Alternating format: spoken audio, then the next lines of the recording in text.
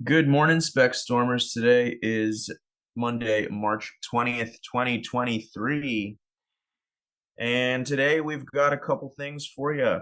We've got a little environment, a little crop flooding, a little banking, and a little bit of everything. So let's dive right in, shall we? This article is from yesterday, Sunday, March 19th, and this is a very interesting article. Let's just read some selected portions, shall we? Too much rain is sinking farmers' bottom lines across California's central coast. The area some call America's salad bowl more resembles a soup bowl as round after round of atmospheric river-fueled storms overwhelmed farmland. We all may start to notice a difference in the grocery store as some staples become harder to find. Fox Weather brought you to Pajaro, California, where the levee failed recently. The farming community in the Pajaro River Valley disappeared under feet of water. Similar scenes played out across the Salinas River Valley, another iconic farm area in Monterey County, which is the fourth top agricultural producer in the state. For the farms that were flooded, this catastrophe hit at the worst possible time, said California's Strawberry Commission. There's a California Strawberry Commission? Sorry. President Rick Tomlinson in a statement. Farmers had borrowed money to prepare the fields and were weeks away from beginning to harvest. So I apologize. This really is no laughing matter because those farmers are screwed now. Really the worst possible time. Acre after acre of strawberries and lettuces are literally underwater at a time when farmers should be getting ready to harvest. While the state grows about half of all the fruit and vegetables for the country, Monterey County is responsible for over $4 billion in revenue, primarily through strawberries, lettuce, and broccoli. Let's see what caused this flooding. January rains sent creeks over their banks, saturated soils, and stressed the aging levee system. Fox Weather calculated the entire state received 32 trillion gallons of rain over 3 weeks. That averages out to every point in the Golden State seeing over 11 inches of rain. All this rain fell on drought-parched soil, which is significant because that is when flooding happens, when the soil is so dry that it just stays on top. Salinas, California, in the center of the salad bowl, only sees 15 inches per year of rain on average. That is almost a year of rain in just weeks. Then came the next rounds of atmospheric river storms. Another round of storms is in the forecast. Quote, we had many more fields that were in production this time around than what we had in January, where we had about 15,000 plus acres that were impacted by flooding. Norm Groot, executive director of the Monterey County Farm Bureau, told Fox Weather. And this time, that's going to be more significant than that number. And a lot of those fields were newly planted with vegetable crops, leafy greens, and of course, strawberries. So there will be a lot more in crop losses, so to speak, as we move forward. Groot said the state estimated farm losses after the January storms to be about $330 million. Before estimating this current round of storm damage, waters must recede, which hangs in large part on the Pajaro River levee repair with no estimated time of completion. Sound familiar?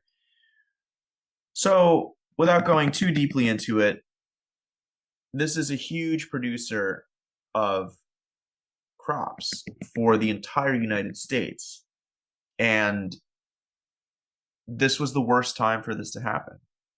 Just prior to harvest, farmers had borrowed money so that they could harvest their crops, and now the crops are being inundated and destroyed by all of this standing water. And so we're going to see more and more stories like this. Of course, Saturn has moved into Pisces, so this issue of water and flooding is going to only intensify. I suspect that water is going to be in places that we would prefer it not be, and water is going to not be in places that we very much prefer that it would be. And when it does break the dam, so to speak, it will occur rather literally in these sort of inundation events that have become so characteristic of the year 2023 so far. Continuing, we have more avalanches in Colorado, more flooding in Pakistan, which brings me to this story about the wheat crop in India. Squally weather and rain have damaged wheat crop in almost all key producer states, but finding out the extent of losses might take weeks, according to preliminary assessments by a panel formed in view of anticipated early summer heat waves. Storms, rain, or hail could batter almost the entire country for another 2 days, an update by the India Meteorological Department said on Sunday. Several rain-bearing systems are currently active. Crop shriveling hot spells have, however, not stuck any wheat-growing state in March so far, as predicted, barring pockets of Gujarat and Konkan in western India. India is on alert over heat waves which could pressure the economy, especially agriculture, power generation, and water supply. Again, water supply really going to be a very crucial factor, very, very hot button issue moving forward. Food supply is obviously a given. That's unspoken. But the water supply, we're going to see a lot of big moves made on this. Prime Minister Narendra Modi has been reviewing the situation, spelling out emergency measures. So we really see key agricultural areas taking one form of disaster or another. If just off the top of my head, we have California, which is a huge crop producing region for the United States, as we see taking heavy losses due to flooding. We see Ukraine, which I don't know about natural disasters, but Ukraine's got a pretty substantial human created or human assisted ongoing disaster with this conflict going on. Ukraine, of course, probably the biggest breadbasket on earth, if you ask me. The amount of incredible soil in Ukraine and that Black Sea region cannot be overstated. And then we have this region in India, which is the other. And then we have these areas in Australia as well. We have the areas in Brazil. So these are all key agricultural regions. We also have the regions in Africa, which is set to become really, if this weather pattern shifting continues, Africa may be one of the only places left with the correct climate and the correct precipitation pattern in order to grow large amounts of food, which is why we see the Chinese making such headway and moving in to provide Africa with all of this infrastructure, because they are aware that this is the future, that these grow regions are shifting. We're over here talking about banking, talking about politics, talking about celebrity nonsense. I hope most of us have gotten off of that, but some people still have not. And this is what's happening in the world. France reports 910 dolphins washed up on Atlantic coast since the start of winter. At least 910 dolphins have washed up on France's Atlantic coast since the start of the winter, an Oceanographic Institute reported Friday. Over the past week alone, more than 400 of the marine mammals were found stranded along the coast, an unprecedented number. The Pelagus Oceanographic Observatory, based in the western city of La Rochelle, said in a report. The figures were still provisional, it added. And now this. This is an article by James Howard Kunstler from March 17th, which is Friday. And I'm just going to read it. Just going to read it out loud for you all. The net effect of all the lying propaganda laid on the public by the people running things low these many recent years is a peculiar inertia that makes us seemingly impervious to gross political shocks. Momentous things happen and almost instantly get swallowed up by time, as by some voracious cosmic amoeba that thrives on human malignancy.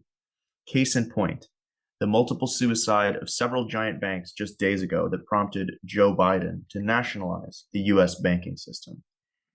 As if all the operations around finance in this land were not already unsound and degenerate enough, the alleged president just canceled moral hazard altogether. It's now official. From here forward, there will be no consequences for banking fraud, poor decision-making, fiduciary recklessness, self-dealing, or any of the other risks attendant to the handling of other people's money. Bailing out the Silicon Valley Bank and Barney Frank's Deluxe Signature Bank means that the government will now have to bail out every bank every time something goes wrong. The trouble, of course, is that the government doesn't have the means to bail out every bank. Its only resort is to ask the Federal Reserve to summon new money from a magic ether where the illusion of wealth is conjured to paper over ever greater fissures in the splintering matrix of racketeering that America has become. That will quickly translate into US dollars losing value. That is, accelerating inflation, which is how nature punishes you when your government lies and pretends that it has a bad situation well in hand.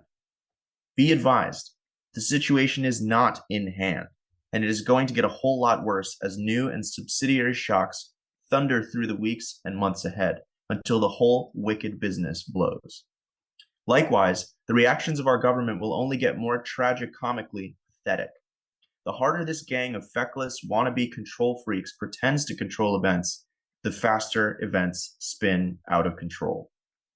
Money dies when it loses its direct connection to the generation of wealth from the real things of this earth: fuels, crops, metals, materials, labor, and the value-added products made from them.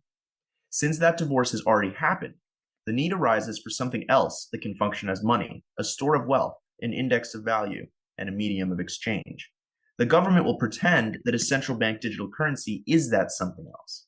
Since banking is now nationalized by the Federal Reserve, backstopping everything and everybody, then theoretically, all the wealth of the nation is under command. That would be another illusion. This CBDC would not be quote unquote money representing wealth because America's wealth is gone, pissed away, falling apart, delaminating, oxidizing, rusting in the rain, going up in a vapor. Think of all those mortgaged cars on the road, racking up the mileage until they're worthless, and all those mortgaged suburban houses built out of particle board and vinyl smeared all over the landscape, decomposing into their constituent chemicals. Over time, a dead loss. And that's what's left of our American dream, cold-cocked by entropy and by extension, the laws of the universe. The CBDC would just be a computerized tracking apparatus for zombies lurching pointlessly around that dead zone. A final insult. The CBDC is already dead on arrival, only the central bank doesn't know it. One big mistake so many commentators and observers are making takes us back to the matter of canceled moral hazard and of consequence in general. It is the failure to appreciate how much disorder will manifest from the farrago of mindfuckery and misconduct we've been subjected to. By which I mean things stop working, including the elemental things like your ability to get food, fix whatever breaks, and keep the lights on. The potential disorder is why our government will probably not be able to fix itself. The disorder may go on for quite a while, but eventually the survivors will synergetically fix their circumstances themselves, working in step with the emergent mandates of reality. Having lied through a reality-optional period of history, it will come as an ecstatic shock to learn that the world requires us to pay attention to what is really happening and to act accordingly. We'll find ways to get food, make some things work, and shine some lights in the darkness, if perhaps not by means we're familiar with now. In the meantime, disordering tragicomedy from the Joe Biden-led psychotic regime ruling over us with its drag queen commissars, lawless lawfare vandals, race hustlers, agents provocateurs, informers, censors, prosecutors, inquisitors, jailers, and propagandists. The worst collection of imbeciles, grifters, and villains ever assembled into political party. And this article from Sputnik International from 10 hours ago. The world is being torn apart by protests. Wherever you go in the world, you will find people out on the streets yelling slogans and demanding the government U-turn on some policy or another, covering everything from extortionate energy prices to unacceptable pension reforms. Recently, protests have taken place in France, Great Britain, Israel, Venezuela, South Korea, Moldova, Portugal, the United States, and the Netherlands. Some of them have been peaceful, whereas others have involved clashes with the police and the detention of protesters. Over the past 2 months, thousands of people have taken part in demonstrations throughout France after the French government adopted a law on raising the retirement age from 62 to 64 years, managing to push the change through without holding a final vote in Parliament. So here we have some photos. This is this French city of Nantes, 8th day of strikes and protests. This is in central London, March 18th. This is in Tel Aviv. For an 11th straight week, protesters gather against the government's controversial judicial overhaul on March 18th. This is Caracas, Venezuela. South Korea. Chisinau in Moldova. Portugal. where they're protesting to demand the increase of salaries and pensions in line with the rocketing cost of living. Moldova, members of the opposition call on the government to pay the winter heating and electricity bills and for the resignation of the country's pro-Western government. So really, there's a theme here. New York City street vendors and supporters rally on March 16th, 2023 outside City Hall calling for reform to legitimize street businesses. Vendors are demanding the city ensure access to licenses, open more legal selling locations, offer services and training, and repeal criminal liability for vendors. So all in all, we are in quite a volatile situation. The banking system seems poised on the edge of collapse. There are protests all around the world. Crop losses are being severely exacerbated by extremely erratic weather patterns and flooding. So it remains to be seen what trajectory humanity follows in the weeks, months, and years to come. Thank you all for joining me, and I'll see you on the next episode. Until then, stay safe and keep moving forward.